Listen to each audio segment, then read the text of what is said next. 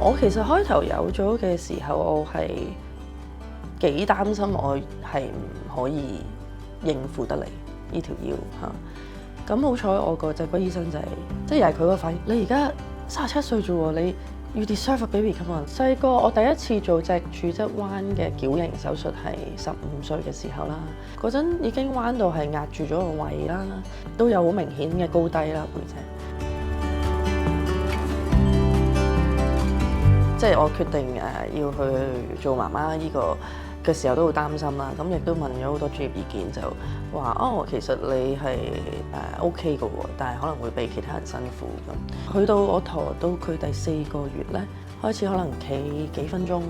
或者行5分鐘至10分鐘已經一定要坐低，盤骨啊各樣，即係有咗 BB， 身體狀況好多嘢都唔同咗。半身麻醉佢要打支針喺你脊骨打落去。咁佢因為我之前脊骨做過手術咧，我就打咗21次都打唔中，咁 end up 就冇辦法半身麻醉，咁就要全身麻醉去生佢出嚟。當然醫生唔想全身麻醉啦，因為 BB 就係會被麻醉埋出世之後就佢都用幾分鐘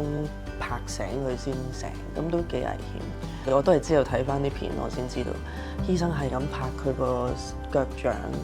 拍好多下，跟住係咁搓佢，咁搓佢。咁然後睇翻啲片係真係嚇親，因為可能我細個由15歲開始就成日出入醫院啦。咁我幾次經歷都係聽到我媽咪喺度喊啊，佢會同我講話最衰都係媽咪生到你咁樣。嗰一刻見到我個女咧，我就諗起原來係咁嘅感受。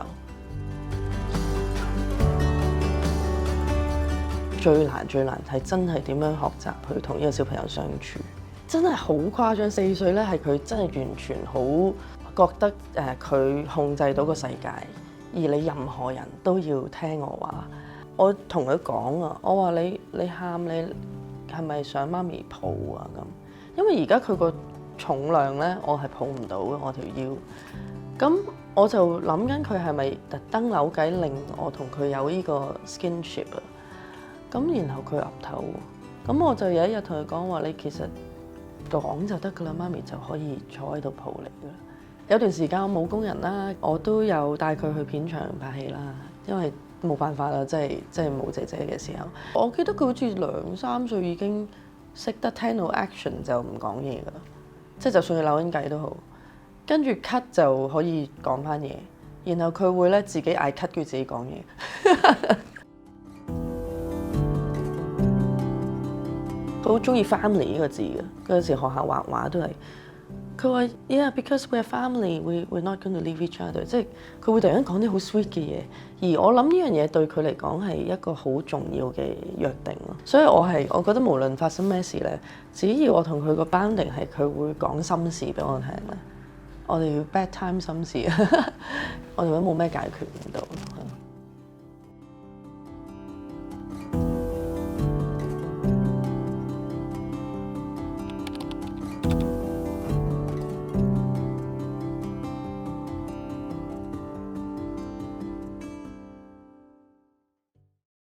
好多好細微嘅嘢都可能係因為媽媽嗰度，因為真係喺我嗰度出世，當中係會有自己嘅壓力咯。我嘅培育導師佢都教咗20幾年，即係佢冇見過男士，我係佢第一個男士啫。